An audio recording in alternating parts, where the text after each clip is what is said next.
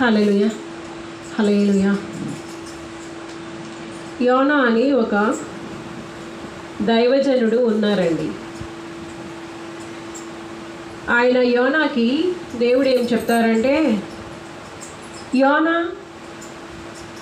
నువ్వు వెళ్ళి నినివే పట్టణంలో సువార్త ప్రకటించు. నువ్వు సువార్త ఎన్ని దినాలు చెప్తారండి, 40 దినాలు ఎంతో. సువార్త ప్రకటించు, త్వరలో ఈ నినివే నాశనమైపోతుంది కనుక మీరు పశ్చాత్తాపడండి, మీ పాప జీవితాలు వదిలిపెట్టండి, దేవుడిని ఆశ్రయించండి అని నువ్వు వెళ్ళి అక్కడ ప్రకటించాలి సువార్త అని దేవుడు ఏం చెప్తారంటే, ఈ యొక్క యోనాకి నినివేకి వెళ్ళమని చెప్తాడు. ఈ యోనాకి వెళ్ళడం ఇష్టం లేదు. ఎందుకంటే ఆ నినివే ప్రజలు బహుమూర్ఖులు, వాళ్ళు నేను చెప్పింది వింటారా ఏంటి, దేవుడు నన్ను ఇలాగే పంపిస్తారని చెప్పి ఈయన ఏం చేస్తాడంటే తర్షీష్కి వెళ్ళే ఓడెక్కిపోతాడు. అంటే ఇంకో ఊరు తర్షీష్ అనే ఒక ఊరికి వెళ్ళిపోదామని చెప్పి ఓడెక్కిపోతాడు ఈ యోనా. అయితే ఏమవుతుందంటే మధ్యకి వెళ్ళేసరికి పెద్ద తుఫాను పట్టుకుంటుంది. పాపం ఈయన ఏ జీవితాన్ని అయితే సేవ్ చేసుకుందామని పరిగెడుతున్నాడు. తీరా చూస్తే ఆ యొక్క షిప్లోన వాళ్ళు ఉంటున్నప్పుడు పెద్ద తుఫాను స్టార్ట్ చేసేస్తారు దేవుడు. అయితే ఈ యోనా ఏం చేస్తాడంటే నాకేం సంబంధం లేదన్నట్టు వెళ్ళి పడుకుని పోతాడు. ఎక్కడ ఇంత పెద్ద తుఫాను వస్తుంది, ఇదంతా కంగారు అయిపోతున్నారు. యోనాకు మాత్రం కొంచెం కూడా ఏమాత్రం జాగ్రత్త లేకుండా వెళ్ళి నిద్రపోతా అంటాడు. వీళ్ళంటారు, ఏమయ్యా మేమంతా ఇలాగ మా దేవుళ్ళకి దేవతలకి మేము పూజలు చేసుకుంటామంటే నువ్వేంటి ఎంచక్క అక్కడికి వెళ్ళి నిద్రపోతావు, లేగు పోయి నిద్రపోతా అంటారు. అయితే యోనా అంటాడు, ఈ తుఫాన్ ఎందువలన రాలేదండి, నేను ఈ భూమిని ఆకాశాన్ని ఈ తుఫాన్ని ఈ యొక్క వర్షాన్ని ఇస్తున్నారు చూసారా దేవుడు, ఆ దేవుడి సేవకుడు నేను, ఆ దేవుడే ఈ తుఫాన్ పంపించారండి. ఒక పని చేయండి, ఎందుకంటే ఈ చీట్లు వేస్తారు, చీట్లు వేసేటప్పుడు యోనా పేరు మీదే వస్తుంది. అది అంటే ఆయన వల్లనే ఆ తుఫాన్ వచ్చిందని అక్కడ అర్థమైపోతుంది. ఈయన ఒప్పుకుంటాడు, విషయం ఏంటనేది ఒప్పుకుంటాడు. నన్ను దేవుడు పలానా చోటికి పంపిస్తే నేను ఇలాగా ఎక్కేసాను ఈ షిప్పు, నన్ను తీసి సముద్రంలో పడేయండి, అప్పుడు మీకు తుఫాన్ ఆగిపోద్ది, మీరు క్షేమం అయిపోతారు అని చెప్తాడు. యోనాయే చెప్తాడు. యోనాకి అక్కడ కొంచెం ఏమవుతుందంటే, ఓహో దేవుడికి కోపం వచ్చింది నా వల్ల. ఒక్క మనిషి విషయంలో దేవుడు చాలా జాగ్రత్త తీసుకుంటారండి. ఆ మనిషి వలన అక్కడ ఉపయోగం ఉంది, ఆయన పని జరుగుద్ది, అనేక మంది రక్షింపబడతారు అన్న ఆలోచన దేవుడికి ఉంటే, వాళ్ళు పనికి వస్తారు అని దేవుడు నిర్ణయించుకుంటే ఖచ్చితంగా దేవుడు ఏమైనా చేస్తారు, ఎంతైనా చేస్తారు, ఎలాగైనా చేయగలరు, ఆయనకి నచ్చిందల్లా చేయగలరు. సో ఇక్కడ యోనా పనికొస్తారని దేవుడికి తెలుసు, అది యోనాకి తెలియకపోవచ్చు. అక్కడ ఏ కార్యం జరుగుతుంది అనేది ఆ యోనాకి అర్థం కాకపోవచ్చు, కానీ యోనా వలన అక్కడ ఏం జరుగుతుంది ఇప్పుడు దేవుడు వచ్చి ప్రత్యక్షంగా ఏమీ చెప్పరు. ఆయన సేవకుల్ని ఆయన బిడ్డలు నిలవబెట్టుకొని మాట్లాడుతూ ఉంటారు. అవునా, ఇక్కడ కూడా యోనా అంటాడు, నన్ను తీసి సముద్రంలో పడేయండి, ఇదంతా మొత్తం ఆగిపోయిద్ది అని చెప్తే ఈయన సముద్రంలో ఎత్తేసరికల్లా నిజంగానే అక్కడ తుఫాను ఆగిపోద్ది. ఈ యొక్క యోనాని రక్షించడానికి దేవుడు ఒక తిమింగలాన్ని ఏర్పాటు చేస్తారు. ఈ తిమింగలం కడుపులోకి వెళ్ళి కూర్చుంటాడు యోనా. ఏంటవుతుందంటే అక్కడ ఆయనకి రిపెంట్ స్టార్ట్ అవుతుంది. ఎందుకంటే చేప కడుపులో ఉన్నాడు ఆయన వెళ్ళి, ఇదేంటి నాయన ఈ సముద్ర అగాధాల్లో ఉన్నట్టుంది, ఈ పరిస్థితి ఏంటి నాకు అని అక్కడ పశ్చాత్తాపడి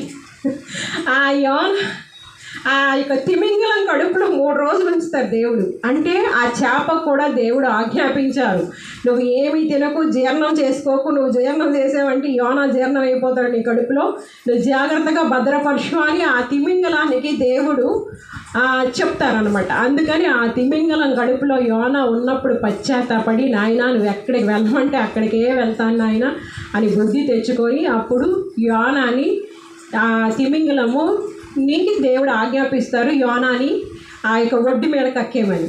సో అక్కడికి వచ్చి పెట్టేస్తుంది ఈ తిమింగలం. అప్పుడు బయలుదేరుతాడండి ఈయన. అంతవరకు యోనాకి బుద్ధి రాలేదు, చెప్తున్నా అర్థం కాలేదు. సో అప్పుడు బయలుదేరి వెళ్తాడు. ఇంకా వెళ్ళి 40 దినాలు అక్కడ చాటింపు వేస్తూ ఉంటాడు. ఏమని అంటే 40 దినాల్లో ఈ నినెవేని దేవుడు నాశనం చేయాలని చూస్తున్నారు కనుక మీరు పశ్చాత్తాపడండి, జీవితాలు మార్చుకోండి, బ్రతుకులు మార్చుకోండి, అట్టి పక్షంలో దేవుడు మిమ్మల్ని క్షమిస్తారు, మీకు రక్షిస్తారు అని ప్రకటిస్తూ ఉంటారు. ఇది వెంట రాజు సేవకుల దగ్గర నుంచి రాజు వరకు అందరూ వింటారు. విన్నవాళ్ళు కఠినం చేసుకోలేదండి హృదయాల్ని. వెంటనే వాళ్ళు పశ్చాత్తాపడ్డారు. దేవుడు ఎందుకు ఈ హెచ్చరిక మాకు ఇచ్చారో అని వెంటనే వాళ్ళు ఉపవాసం పాటిస్తారు, ఉపవాసం చాటించుకుంటారు. రాజు దగ్గర నుంచి ప్రజల వరకు అందరూ కూడా ఉపవాసం చాటించుకొని వాళ్ళు గోనె పట్టలు కట్టుకొని ధూళి తల మీద వేసుకొని ఉపవాసం చేసుకోవడానికి అది ఒక గుర్తు అన్నమాట. 3 రోజులు పశువులు కానీ పక్షులు కానీ ఏమీ కూడా ఆహారం ముట్టుకోకూడదు. 3 రోజులు ఉపవాసం ఉండి దేవాది దేవుని సన్నిధిలో మనల్ని మనం తగ్గించుకుందామని వాళ్ళు ఉపవాసం ఉండి గోజాడినప్పుడు దేవుడు అసలు ఆ నీనెవేను మొత్తం నాశనం దేవుడు నాశనం చేయాలనుకుంటే ఎట్లా ఉంటుందో తెలుసా? ఫర్ ఎగ్జాంపుల్ శిఖర శాంతరా, ఇప్పుడు గాజా ఆ ఏరియాలు చూడండి, ఆ పరిస్థితులు చూడండి, ఒకసారి యుక్రెయిన్ చూడండి, ఆ యొక్క యుద్ధాలు ఆ పరిస్థితులు చూస్తున్నారా? ఎంత బాధపడుతున్నారు ప్రజలు, చూసారా? దేవుడి నాశనం చెయ్యాలి అనుకుంటే అట్లా ఉంటుంది పరిస్థితి. మీకు అర్థమైందా? ఒకవేళ మన ఇండియాని నాశనం చేయాలనే దేవుడు అనుకుంటే ఎంతసేపు పట్టదు తెలుసా? మరి ఏం చేస్తున్నారు మీరు? సంఘ విద్రోహక శక్తులుగా రీకభాష్య ఏ దేవుడు పుట్టించాడో, ఏ దేవుడు నడిపిస్తున్నాడో, ఏ దేవుడు కాపాడుతున్నారో దేవుడికే వ్యతిరేకంగా లేస్తారా? దైవ కుమారునికే వ్యతిరేకంగా లేస్తారా? పరిస్థితి ఎంత భయంకరంగా ఉంటుందో మీకు తెలుసా? పశ్చాత్తాపడండి. రీకభాష్య మా దేశంలో క్షేమాన్ని, అశాంతిని, అసమాధానాన్ని, హింసని పుట్టిస్తున్న ప్రతి మత శక్తి యేసు నామంలో బంధింపబడును గాక. I trample down in the mighty name of Jesus. వాళ్ళ అధికారాన్ని నేను రద్దుపరుస్తున్నాను యేసు ప్రభు నామంలో. దేశంలో క్షేమాన్ని, శాంతిని, సమాధానాన్ని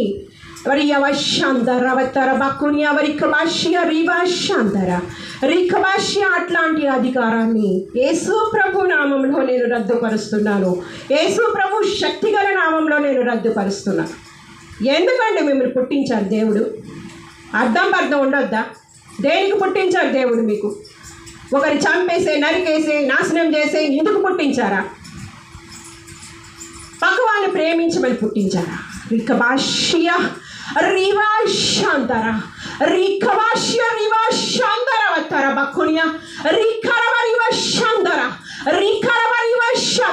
నాయనా, ఏ శక్తి అయినా, ఏ వ్యక్తి అయినా మా దేశంలో క్షేమాన్ని, మా దేశంలో శాంతిని, మా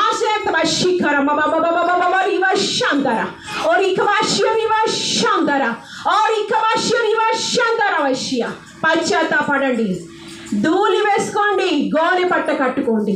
రిఖభాష్య మీ అధికారంలో మీకు శాశ్వతం కాదు. మీ జీవితమే శాశ్వతం కాదు. మీ అధికారం ఏమాత్రం. రిఖభాష్య దేవుడు తలుచుకుంటే నువ్వు మట్టి కరుసుకుపోతావు. రిఖభాష్య ఏ వ్యక్తులైతే, ఏ శక్తులైతే ఈ దేశంలో కల్లోలాన్ని సృష్టిస్తున్నాయో అట్లాంటి అధికారాన్ని, హక్కుని నేను రద్దుపరుస్తున్నాను. ఆ వ్యక్తులను నేను రద్దుపరుస్తున్నాను. వారు భూమి మీద ఉండడానికి అవకాశమే లేదు. రిఖభాష్య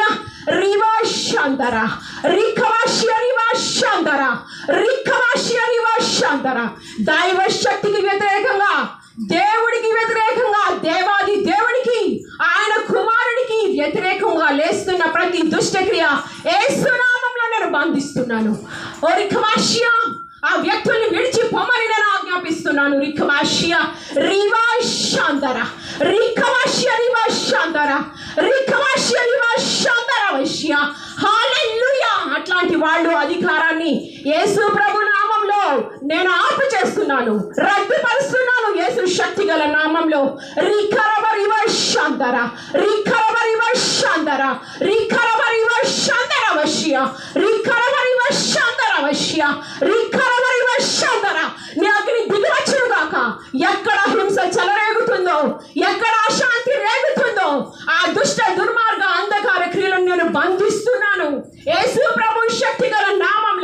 యేసు ప్రభు శక్తి గల నామంలో రికవాష్య రివాషందర రికవాష్య రివాషందర రికవరివాషందర కూకటి వేలతో వాడి అధికారాన్ని నేను రద్దుపరుస్తున్నాను. రికవాష్య రికవాష్య రివాషందర రికవాష్య రివాషందర రికవాష్య రివాషందర వష్య. హల్లెలూయా హల్లెలూయా హల్లెలూయా. రికవాష్య నైనా నేనే నీ బిడ్డనైతే నీ సేవకురాలనైతే రికవాష్య నువ్వు ఎప్పుడే జరిగించాలి, నీ కార్యాన్ని ఎప్పుడే జరిగించాలి. రికవాష్య రివాషందర రికవాష్య రివాషందర రికవాష్య రివాషందర రికవాష్య రివాషందర. నా దేశంలో క్షేమాన్ని ఇవ్వండి, నెమ్మదివ్వండి. అరాచక శక్తులని నేను I trample down in the mighty name of Jesus. I trample down in the mighty name of Jesus. Rikvashya Rivashandara Rikvashya Rivashandara Rikvashya Rivashandara. Hallelujah. Rikvashya. జీవమగల దేవా, నైనా సమస్త సృష్టికర్త, సర్వోన్నతుడా, మహోన్నతుడా, మహాగణుడా, నిత్య నివాసి నీకు స్తోత్రం చెల్లిస్తున్నాను నాయన. తండ్రి నీకు వందనాలు చెల్లిస్తున్నాను. ప్రతి పరిస్థితిని చేతులకు నేను అప్పగిస్తున్నాను బాబు. నాయన ఎవరి హృదయ ఆలోచనలైనా నీవు ఎరిగిన దేవుడివే, నీవు సర్వాంతర్యామి అయిన దేవుడవు నాయన. ప్రభువా నాయన నీకు వందనాలు నాయన. హింసని రేకెత్తిస్తున్నారు నాయన, పగని ప్రతీకారాలు పెంచుతున్నారు, అశాంతి అసమాధానాన్ని పెంచుతున్నారు, మా దేశాన్ని నాశనం చేయడానికి చూస్తున్నారు రాజా. రికవాష్య నీ చేతులు నీ పాదం ఎద్దకు నేను పలికి పరిస్థితిని నేను తీసుకొస్తున్నాను. రికవాష్య రివాషందర రికవాష్య అట్లాంటి రికవాష్య రివాషందర యేసు ప్రభు నామంలో అట్లాంటి అధికారాన్ని నేను రద్దుపరుస్తున్నాను. రికవాష్య రివాషందర రికవాష్య రివాషందర వష్య. హల్లెలూయా హల్లెలూయా. పశ్చాత్తాపడండి, రక్షణ పొందుకోండి, భయంకరమైన అగ్నిగుండం నుండి తప్పింపబడండి యేసు నామంలో. రికవాష్య. ఈ విన్నపాలు సమర్పిస్తున్నా తండ్రి. Will be continued.